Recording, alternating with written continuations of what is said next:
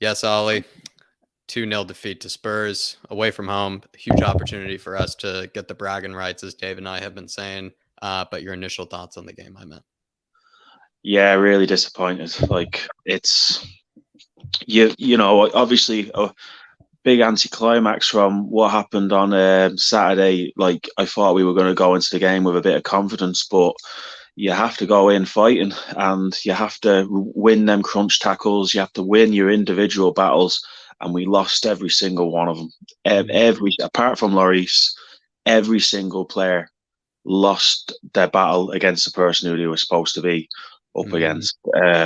The three midfielders.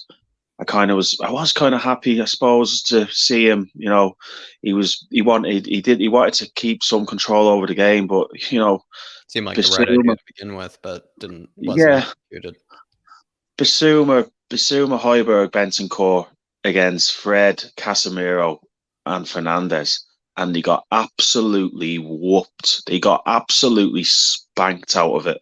Like it was actually embarrassing that they couldn't win any tackles, losing the ball in the middle of the pitch, and then obviously it exposed our defense because obviously we know Dyer and Davis are, Mhm, are yeah. not great, and they got turned inside out. But I think the main problem was if you're going to lose your midfield battle, you're going to lose the game. And I was kind of looking at the three of them of Yeah. proper letting us down this Yeah. evening. It's where we wanted I'm the grit. It's where we wanted that fight. It's where we wanted that passion to come from, right, Ollie? And yeah, you're kind of saying if it's lost in there, if the fight and the will and the grit can't be found in the midfield today, and we've decided to go with that extra man in midfield, you are going to lose the game, I guess. Then if it, yeah. Like I swear, like towards the end of the first half, I had no belief that we were going to get anything out of the game. I just unless they were the three lads were gonna pick it up. Like I don't remember Basuma really doing anything. mm, Like I have to watch the highlights again. yeah, But Hoiberg didn't cover himself in glory either. Really, you know start the game. the first goal United scored. I have to check it again. But was it Højbjerg who lost the ball in the middle of the park, and then the defense got exposed, and then Fred it Hard to hit off remember in Davis. that I case. You could have be to watch right. it again. But I Yeah. think one of them midfielders lost the ball early in that second half for that to happen. But yeah, I may be mistaken. I'll have to watch that bit again. Yeah. But You yeah, were you you midfield. you were you were sending in Conte's sort of kind of quotes, into the group chat, Ollie. Tell me why that is. What was it maybe about Conte's sort of kind of post match thoughts that kind of rung a bell with you? Yeah, like I was saying about the midfield, he's saying that like you have to go in there ready to fight, and it's like a proper battle, and it was just it was like Tyson Fury fighting Dillian White. It was just Yeah. one side from start to finish. There was never any period in that game where we had any sort of control. And football is won in the midfield. And I'm looking at the midfield as most to blame for why we lost that game. The three in Yeah. the middle, that's. I know other players didn't cover themselves in glory, but I'll have to watch it again. But I'm looking there for why we why we were so Yeah. disappointing. Yeah, and I think it's sort of something to be said there, whereas like the 3-5-2 is like you brought up, sort of what a lot of fans wanted to begin with, especially considering those injuries in mind. Kulusevski, Richarlison felt like maybe kind of the right move to begin with for Conte, but the will, that fight from those midfielders just didn't come. Did you feel like it was sort of missing, Ollie, from all of the players? Was it missing from Basuma, Bentancur, and Hoiberg? Was it missing in one of them more in particular? Do you feel like they were all kind of just not there? What are your thoughts? Maybe was it like if it, let's maybe how should I put this? If it was just Bentancur and maybe Hoiberg, and maybe we did go to a 3-4-3 sooner, would we have seen maybe more improvement in that sort of overall effort and all those sort of things, or was it also Hoiberg and Bentancur that were kind of just as guilty? Do you think? I think that one of them didn't like stand out to be like worse than the other, but I Yeah. think that you can't help think if we had started with a 3-4-3, like they would have had a bit more license to be a bit more positive and just kind of go in and win them tackles. And I don't know, like they've obviously played that system way more than they've played the 3-5-2. So they came up against a very good United side, and I maybe they just didn't know their jobs. They between the three of them, I don't know, but it You've was an been absolute. also you've not exactly been the biggest fan of the 3-5-2, especially the way that we sort of play it, Ollie. Did you feel like that sort of kind of came to fruition today, and that and those sort of kind of skepticisms or kind of criticisms that you've had in the past on these fan cams of the 3-5-2? Did you feel like it was just too flat of a three in front of another flat three of a back line, or what was it maybe about the 3-5-2? Do you think that went Yeah, wrong today? I'm not really a massive fan of starting it. I don't mind That's right. going to it during the game, but That's right. if you start that way and then it isn't going your way, you can't really see how it's gonna how Conte can kind of change it. Like one Yeah. because we're already behind, and then you go into a 3-4-3. But yeah, no, I'd be more of a fan of starting with the 3-4-3 and then going Yeah. to that 3-5-2 during a game if it suits. Because here, I'm not a top coach or anything, but whatever happened today with the way he started, I'm actually it's hard to blame Conte really for it, because the tree who he put in the middle of the field to control the game just didn't show up. They just Yeah.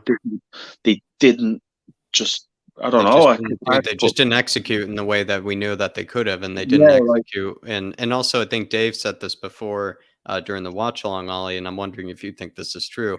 We've seen that 3-5-2, even if you've have skepticisms of it, or you're not fully convinced of it. We've seen it perform better in the past, that three five yeah two, which sort of then alludes to what you're saying, where they just didn't put in the effort, they just didn't put in the performance today that was needed in order to win. And sometimes it yeah. just comes to that. Maybe it's, we might be guilty of overanalyzing it, in this case. Whenever I've seen that 3-5-2 work, it's when it's been switched to it during a game, not at the start, not when we've started with it this season anyway.